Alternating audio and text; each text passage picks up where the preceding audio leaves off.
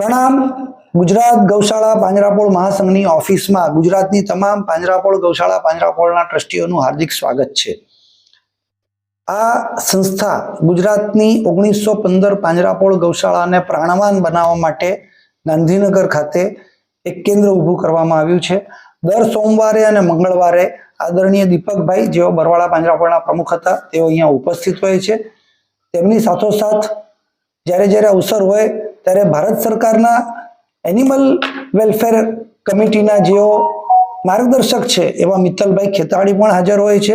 આપણી વચ્ચે આજે ભાભર જલારામ ગૌશાળા, જે ગુજરાતની સૌથી મોટી ગૌશાળા કહેવાય, એ ભાભર જલારામ ગૌશાળા હરિધામના 11,000 અબોલ જીવો ગૌ માતાને છાતા આપતા પ્રતાપભાઈ આપણી વચ્ચે ઉપસ્થિત છે. સાથે એમની આખી અમારા ગૌશાળા પાંજરાપોળના ટ્રસ્ટી બોર્ડ પણ અત્યારે ઉપસ્થિત છે.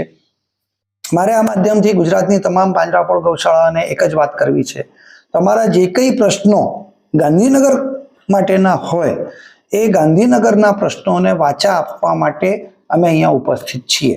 તમારી સબસિડી સમયસર નથી આવતી, તમને બીજી કોઈ મૂંઝવણો છે, ગૌસેવા આયોગની કોઈ મદદો જોઈએ છે, સોમવાર અને મંગળવાર બંને દિવસ આદરણીય દીપકભાઈ અહીંયા ઉપસ્થિત રહેશે.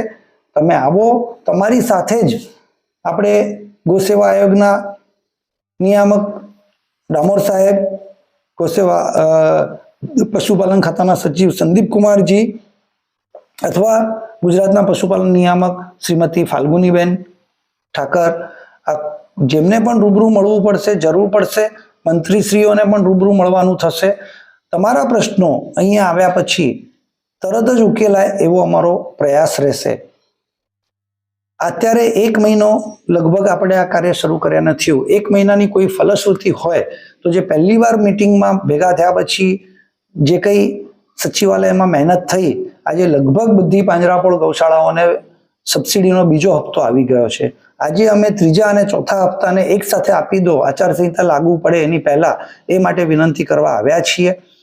સાથોસાથ જે સુરત મુકામે ધર્મેન્દ્રભાઈ વગેરે ખૂબ મહેનત કરી અને જે ઓક્શન અટકાવવાનો પ્રયાસ કર્યો, એમાં જેવા સમાચાર મળ્યા તો દીપકભાઈ અને સ્વામીજી બંને જણા તરત જ પશુપાલન સચિવ શ્રી સંદીપ કુમારને રૂબરૂ મળ્યા અને એમની સામે જ સચિવશ્રીએ તાત્કાલિક ફોન કર્યો અને કહ્યું કે ભાઈ આ શું પ્રવૃત્તિ થઈ રહી છે એની જાણકારી લીધી અને તે દિવસે એ ઓક્શન લહેરુભાઈ વગેરે બધાની મદદથી હાલ પૂરતું આ ઓક્શન અટક્યું છે. પણ આ કાયમ માટે આ ઓક્શન અટકે એ આપણો બધાનો પ્રયાસ રહેવો જોઈએ. હું આપ બધાને વિનંતી કરું છું કે આપ બધા ગુજરાતની પાંજરાપોળ ગૌશાળાને એટલી સક્ષમ બનાવો કે ગુજરાતમાંથી એક પણ અબોલ જીવ કતલખાને જાય જ નહીં, એવી વ્યવસ્થા આપણે બધા મળીને ઊભા કરીએ. આપ બધાનો બહુ બહુ ધન્યવાદ. પ્રણામ. ગિરીશ જયંતિલાલ શાહ, મેનેજિંગ ટ્રસ્ટી, સમસ્ત મહાજન.